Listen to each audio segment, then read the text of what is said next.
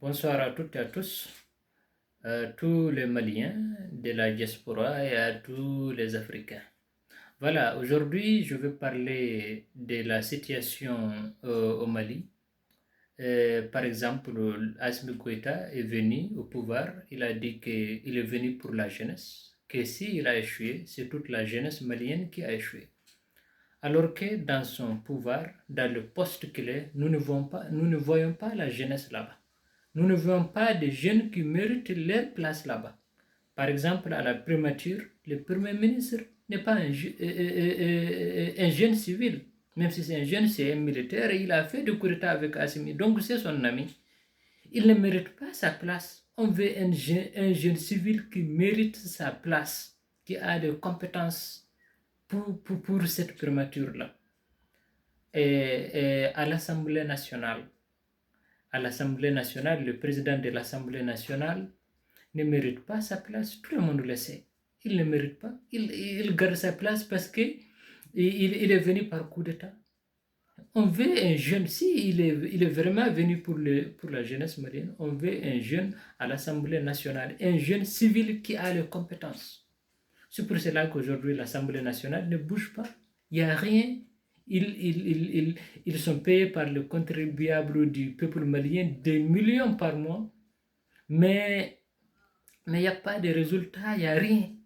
Parce que le président même ne mérite pas sa place, qui est Malik Diaw, et à la ministère de la Réconciliation, qui est là-bas, c'est un militaire qui a fait des coups d'État comme lui, Ismaël Ouagui. Il ne mérite pas sa place. Depuis qu'il est venu, il a réconcilié quoi? Il a réconcilié, qu'est-ce qu'il a fait? Rien, il n'y a pas de résultat. Ça fait 6 ans. Il n'a rien fait, il n'y a aucune réconciliation. On ne voit pas qu'il a réconcilié parce que ce n'est pas sa place. Il ne mérite pas sa place. C'est des militaires, ils peuvent aller occuper des postes militaires. Ils sont compétents dans ces domaines. Mais pas les postes civils. Les postes civils doivent être occupés par les civils et par la jeunesse malienne que le président même a dit qu'il est venu pour. Vous voyez?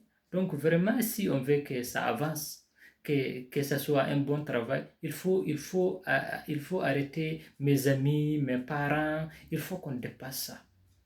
Il faut vraiment donner ça aux gens compétents. Et puis, Monsieur le Président, les enlèvements, c'est inacceptable. Comment est-ce que dans un état sérieux, on peut enlever des gens, des pères de famille, des responsables sont enlevés et la disparition de certains, alors que nous avons une justice. Notre pays est un état de droit. Si quelqu'un a fait quelque chose qui n'est pas bon ou qui n'est pas normal, il faut le convoquer, il va venir répondre à la justice. C'est à la justice d'appliquer les textes. Mais vous partez l'enlever, vous le faites disparaître, on ne sait même pas où le chercher. C'est quel pays ça? On kidnappe des gens. Des gens viennent, ils sont cagoulés, et puis ils vous enlèvent et ils partent. C'est inacceptable. C'est pas, nous sommes aujourd'hui l'exemple du panafricanisme, d'une révolution. Mais quand les gens sauront que c'est ces pratiques qu'on fait, ils verront que c'est une fausse panafricanisme, c'est une fausse souveraineté, c'est de la dictature. Alors que dans nos textes, tout est clair. Les pouvoirs sont séparés. Il y a le pouvoir exécutif, qui est le président et son gouvernement, le pouvoir judiciaire, ce qui concerne la justice, le pouvoir législatif. Mais tout est mélangé, on ne sait même pas qui est qui. Donc, c'est une mauvaise image pour le panafricanisme. Et puis, nous avons chassé tous les blancs chez nous pour dire qu'on veut être souverain. On veut prendre nos décisions. Mais c'est comme si quand les blancs sortent de nos pays seulement, on devient des sauvages. On s'entretue, on s'enlève, on se kidnappe.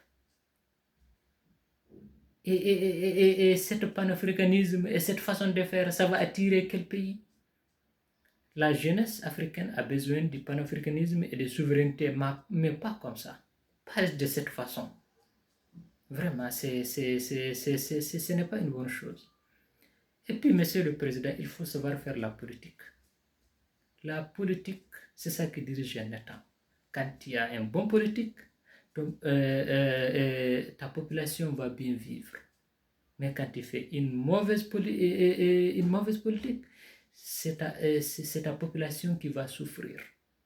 Il faut savoir travailler avec ses voisins pour ton intérêt, pour l'intérêt de ton pays. Parce que nos voisins là, parce qu'aujourd'hui le monde, chacun a besoin de l'autre.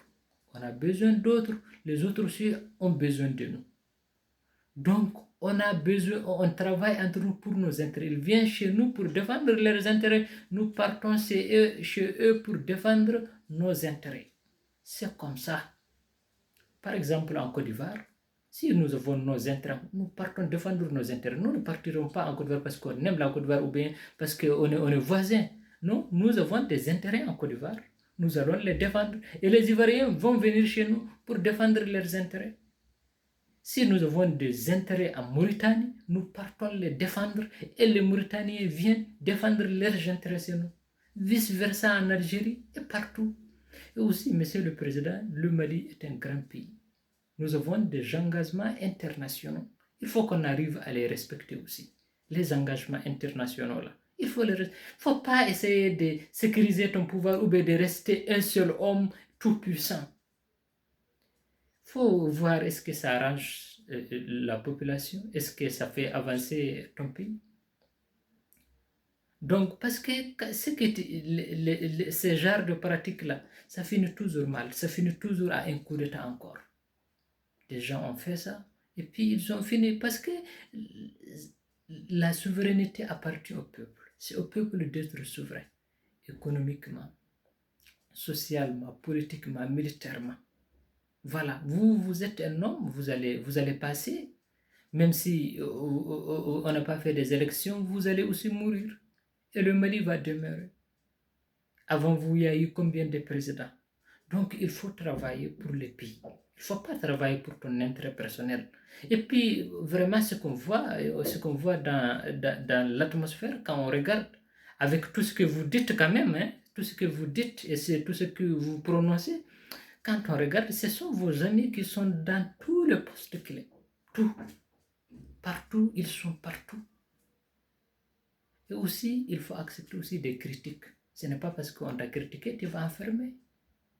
Mais les critiques, c'est normal. Aucun homme n'est parfait. Donc, on va te critiquer. Parce que tu n'es pas parfait. Accepte ça aussi. Vraiment, c'est ça que je voulais. C'est un conseil. C'est le conseil que je voulais prodiguer au président de la République. Parce que nous avons vécu beaucoup de coups d'État. Des militaires sont venus au pouvoir, on les a fait des coups d'État. Les civils sont venus, on les a fait des coups d'État. Et chaque pouvoir qui vient, il revient, il promet, il fait de belles promesses, mais il revient au même système, à l'ancien système. Voilà.